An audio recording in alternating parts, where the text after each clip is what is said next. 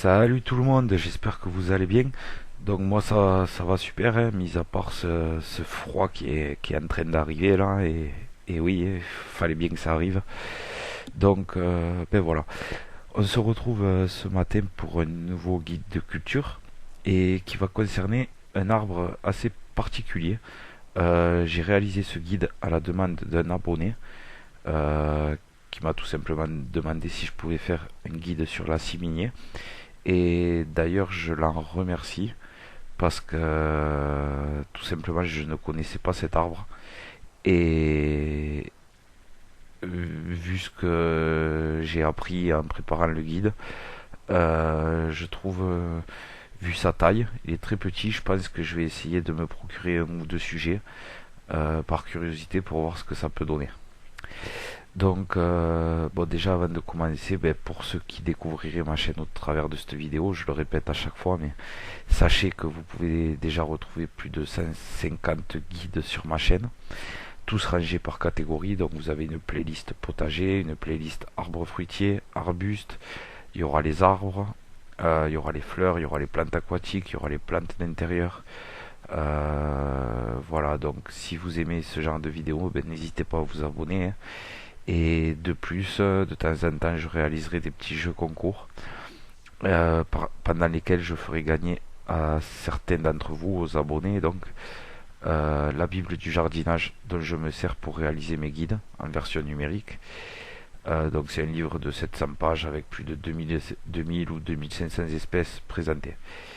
Donc voilà, sans plus attendre, on attaque avec une présentation de la ciminière. Alors la ciminier, il est aussi appelé popo, et c'est un arbre qui est assez peu connu. Personnellement, comme je vous l'ai dit, je ne connaissais pas. C'est un arbre à feuillage caduc qui fait partie de la famille des Anonacées. Alors, il va produire des fruits à la forme proche de celle de la papaye, mais au goût proche de celui de la banane. Donc moi, c'est ça qui m'a assez intéressé. J'aime bien la banane, donc je suis très curieux de voir ce que ça peut donner. Et je pense que je vais essayer de trouver quelques sujets, même si apparemment c'est des arbres, vu que c'est assez rare, c'est assez cher. Alors c'est un arbre très rustique, puisqu'il va pouvoir résister à des températures jusqu'à moins 25 degrés. Donc on va pouvoir le cultiver partout en France, sauf en montagne, parce qu'on verra par la suite qu'il lui faut un certain nombre de jours sans gel durant tout l'hiver. Alors sa forme naturelle, ben ça va être une forme pyramidale qui pourra atteindre à maturité entre 5 et 12 mètres de hauteur, voire plus dans son milieu naturel. Il faut savoir qu'en le taillant, en coupant l'extrémité des branches, on pourra le conserver dans le volume souhaité. Sa floraison, elle est très originale parce que sa couleur, elle est lit de vin. Et elle va s'échelonner donc sur 6 semaines, de fin mars à début mai, pour une récolte d'août à octobre. Un autre des avantages de cet arbre, c'est que, hormis sa rusticité et sa floraison originale, c'est le fait que la plante tout entière, sauf les fruits, contient des quantités importantes d'alcaloïdes, de tanins et d'autres substances comme l'acétogine qui vont faire de cet arbre un excellent répulsif à insectes. Donc il va lutter contre les moustiques, les pucerons, les dorifores, les mouches. Donc très efficace et inodore pour l'homme, sauf j'ai vu si vous mettez l'odeur est très désagréable si vous mettez le nez dans les fleurs. À l'intérieur des fleurs apparemment ça pue, mais sinon il n'y a pas d'odeur à l'extérieur de l'arbre. Au niveau du sol et de l'exposition, la ciminier il aime les sols profonds, riches, humides, mais bien drainés, de pH neutre voire légèrement acide, donc compris entre 5,5 et 7,5. Au niveau de l'exposition, on va le planter en situation ensoleillée voire mi-ombragée. Il faut savoir qu'il va pouvoir se développer donc de par sa rusticité dans toutes les régions continentales et littorales, sauf en montagne. Car voilà, c'est ce que je vous disais, il va lui falloir un minimum de 160 jours sans geler pour se développer correctement.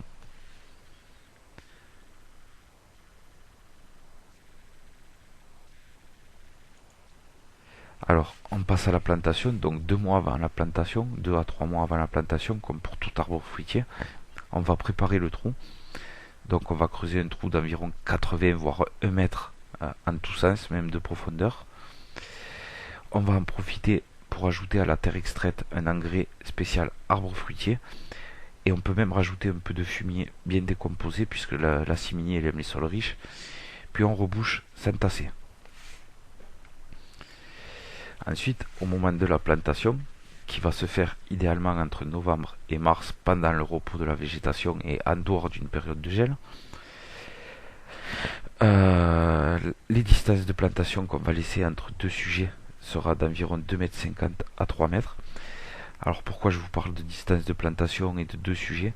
C'est parce que bien que la plupart des variétés soient auto-fertiles, c'est-à-dire qu'un seul arbre va se suffire à lui-même pour produire, pour féconder ses fleurs et donc produire des fruits, il est quand même conseillé, comme pour la plupart, d'avoir deux sujets, ce qui va permettre une pollinisation croisée et donc une meilleure production, puisque les fleurs seront pollinisées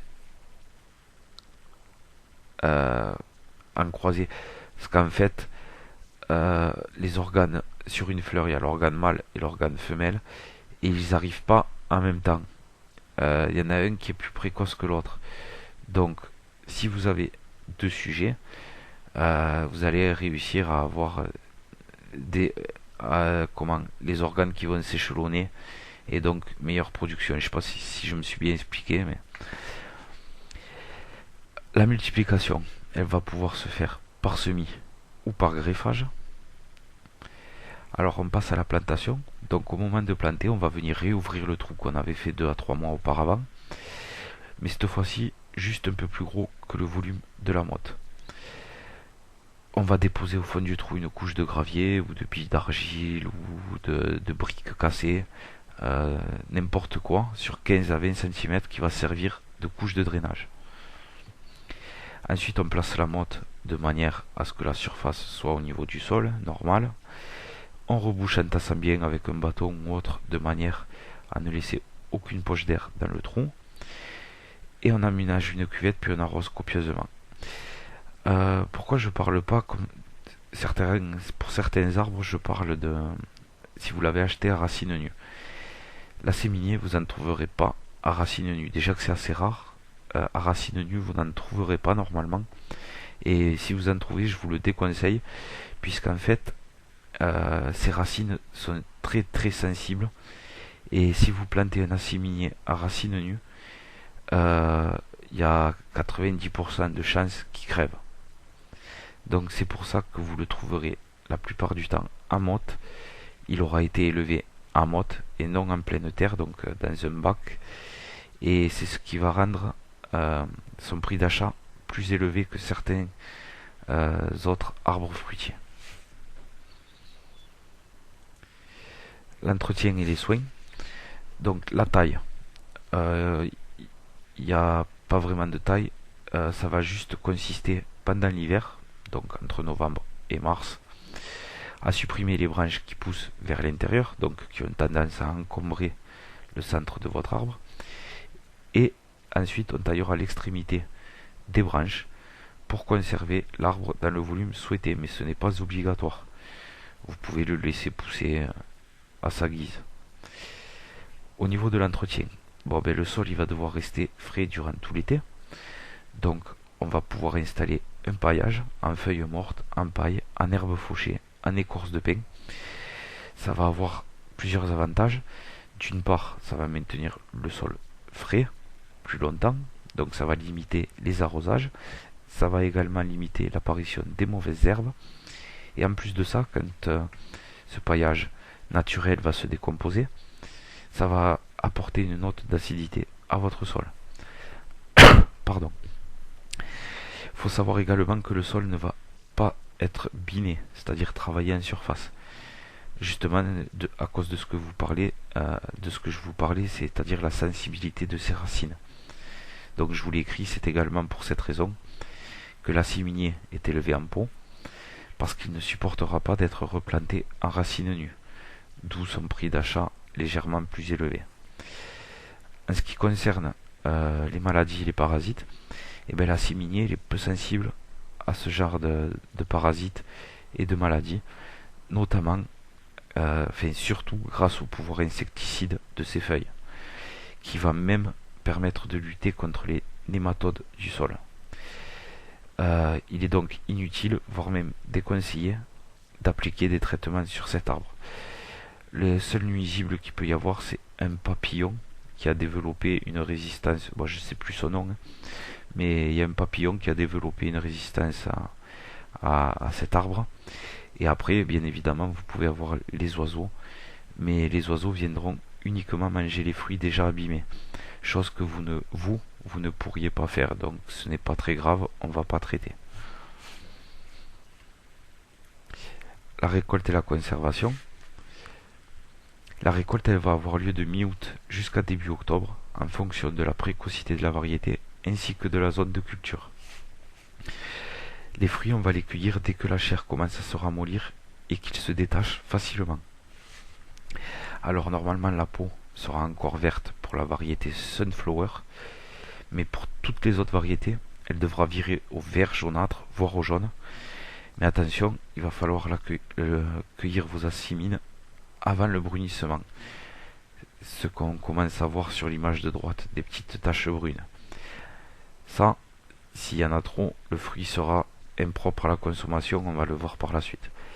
Alors je vous ai mis une petite remarque, attention, parce que les fruits non matures contiennent une substance irritante. Donc il va falloir les cueillir vraiment à maturité, mais avant qu'ils deviennent bruns. Il faut savoir que la production s'étale environ sur 20 jours généralement. En ce qui concerne la conservation, on va pouvoir conserver les fruits 2 semaines au réfrigérateur, si les fruits ne sont pas abîmés, attention, et quelques jours à température ambiante. Alors il faudra éviter de manger la peau et les graines, qui sont nocives quand on les croque, et qui pourront provoquer diarrhée et vomissement. C'est juste si on les croque, vous inquiétez pas, le fait qu'il y ait des graines à l'intérieur, le fruit lui-même ne vous fera rien. Une fois que la peau des acimines a bruni, c'est ce que je vous disais, ils deviennent impropres à la consommation. Il faut savoir également qu'un fruit cueilli trop tôt, si jamais vous avez peur qu'il commence à brunir, ce n'est pas la solution non plus de le cueillir trop tôt, puisque il n'arrivera pas à maturité une fois qu'il est cueilli de l'arbre. Et tout simplement, il va devenir brun, tout en restant irritant et avec une saveur désagréable.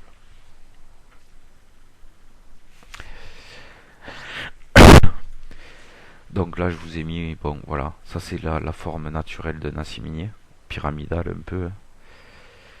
Donc ça prend pas beaucoup de place, on peut le voir, c'est un port assez compact, ce qui fait qu'on peut le planter dans tout jardin. Et là je vous ai mis une fleur d'acier minier. Donc on voit la couleur lit de vin. C'est vrai que c'est assez original.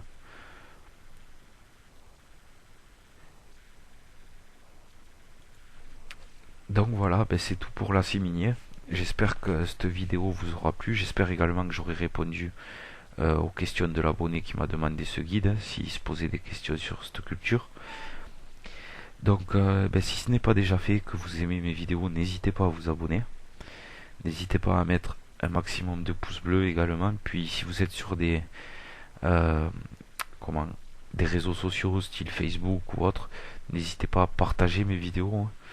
Ce serait sympa, moi plus ma chaîne sera connue, plus ça motive à faire des guides. Donc ensuite, si vous avez des questions, n'hésitez pas à me les poser dans les commentaires, je vous y répondrai. Et puis surtout, moi ce qui m'intéresse, c'est que si vous avez des idées de vidéos, des guides que vous voudriez voir, pareil, vous me le proposez dans les commentaires, et moi comme pour l'abonné qui m'a demandé un guide sur l'acier minier, je vous réaliserai un guide. avec grand plaisir. Je préfère que ce soit vous qui me demandiez quelque chose en particulier plutôt que moi qui ponde des trucs sans savoir si ça va vous intéresser ou pas, quoi. Donc vraiment, n'hésitez pas. Sur ce, c'est tout pour la séminier. Je vous dis à très vite pour un prochain guide. On restera encore dans les fruitiers puisque j'ai vu que j'avais oublié encore les néfliers, il y a l'avocatier que j'ai pas fait, le noyer. Donc prochain guide encore dans les fruitiers. Sur ce, je vous dis à très vite pour ce prochain guide. A plus.